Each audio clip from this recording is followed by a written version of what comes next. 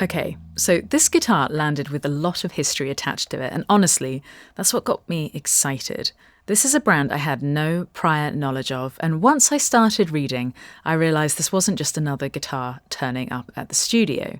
RJ Guitars have sent me their custom shop, Skycaster Plus. It's built in the Philippines by a company that's been doing this for decades, quietly, properly, and without much noise in the Western guitar world. So I wanted to do two things in this video. First, give you a bit of context, because the history here is really important. And second, talk about what this guitar feels like in the hands, because that's where all the theory either holds up or collapses. But before any of that, let's rewind to the unboxing.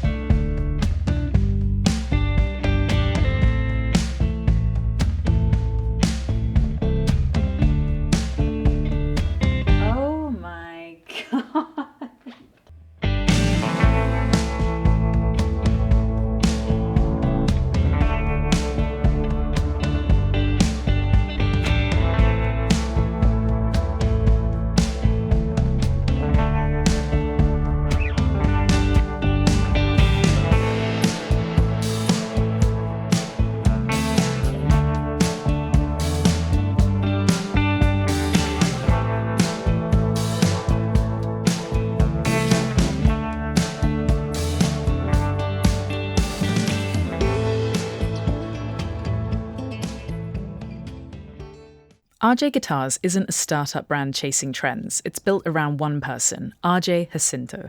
He's been playing electric guitar since the 50s, not inspired by the golden era, actually there for it. At 15, he formed one of the first Filipino bands to use electric instruments.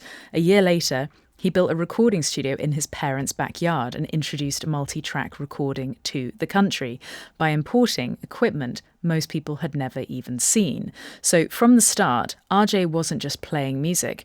He was building a world around it. He was building infrastructure for it.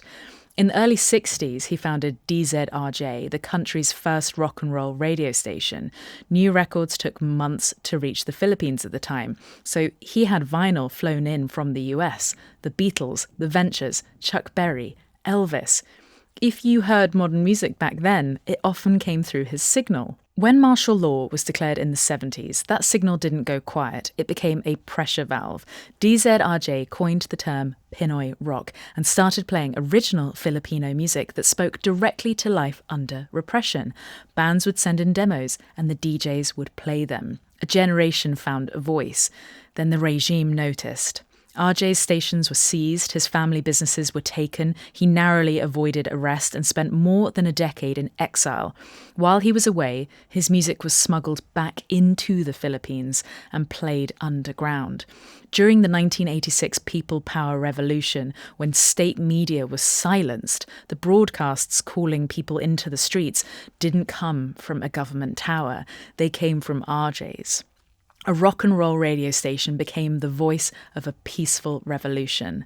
When he returned, he didn't slow down. He opened up Bistro RJ and played live every single week.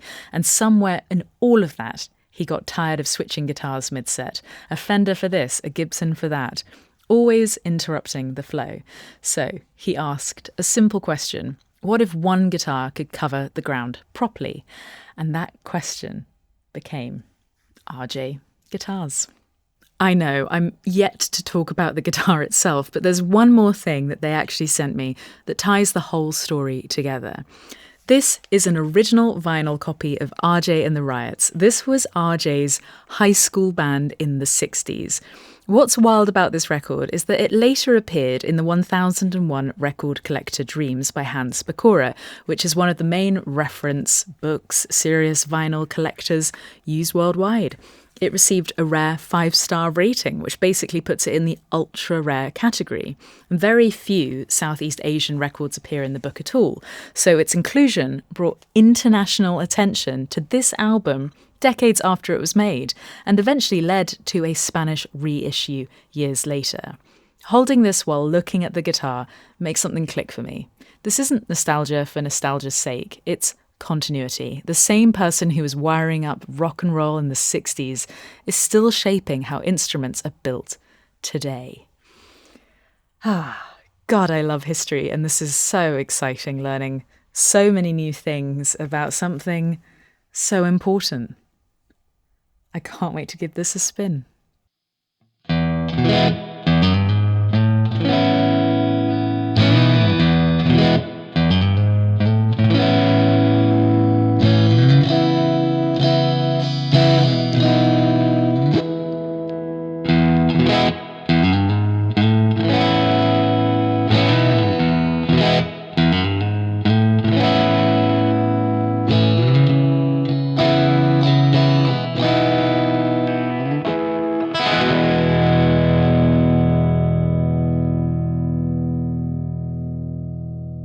Unlike other guitars I demonstrate, you're not going to be able to go and try this one out. The lead time is quite long, so to get it in your hands, you'd have to purchase it. Now, I want to say it's pretty heavy. It feels like a solid piece of wood, so it might be too heavy if you're sensitive to that. But otherwise, I'm really impressed because having locking tuners and then also just having this attention to detail at this price point is unusual. And the neck really is something of a high-end guitar. And the last thing that sort of made me realise that maybe I've been gently disappointed with some of the other guitars that I've opened up. You know, I'm usually impressed when I'm actually like plugging them in and playing them. But I've sort of put myself in a beginner's point of view, or like your first guitar, first electric guitar. Opening up that case, when the smell washed over me, and then I saw it in its glory, in a great case, which again, in this price point, quite unusual nowadays. I just sort of thought, I was like, this is a great experience for someone starting. This would get you hooked. Like it was exciting. It was like, I don't know, it was just really special. And it sort of made me think about some of the other guitars that I demonstrate, because although the guitars themselves are very impressive, the experience, the customer experience, is maybe lacking. Whereas this was great. Absolutely great. And again, like, it's just the attention to detail that's just sort of blowing me away a bit.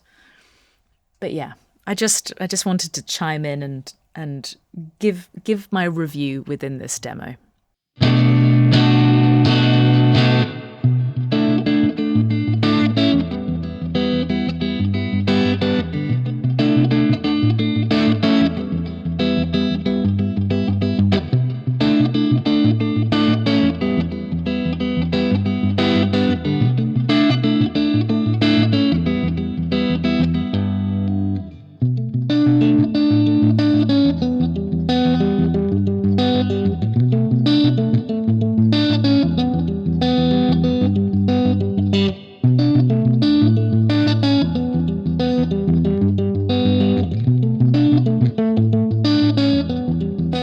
This guitar has opened up my mind. There's so much history in music in parts of the world that if you grow up in the West, you're just not taught about. And spending time with this guitar and with this story just reminded me how much there is still to learn. It's just moments like this. It just makes you realise how many similarities we actually share across cultures. People who have fought, been displaced, been exiled, and yet are still playing guitar, still making music, still building things in spite of everything. It really puts into perspective what a luxury music is and also what a unifying force it can be. So I just want to say a genuine thank you to RJ and everyone at RJ Guitars for letting me be part of this story, even in the smallest way. And if you're curious, I've left more information below about the instrument, how they're built, the pricing, the lead times, and the shipping. There's a lot of thought in this guitar, and the fact that this level of quality exists at this price point doesn't happen by accident. It comes from very specific choices about where it's built, how the work is done, and a very long history behind it. This is a guitar built by people who care how it behaves after the honeymoon period, and that, for me, is always the point. So thank you for watching, and I'll be seeing you here again very, very soon.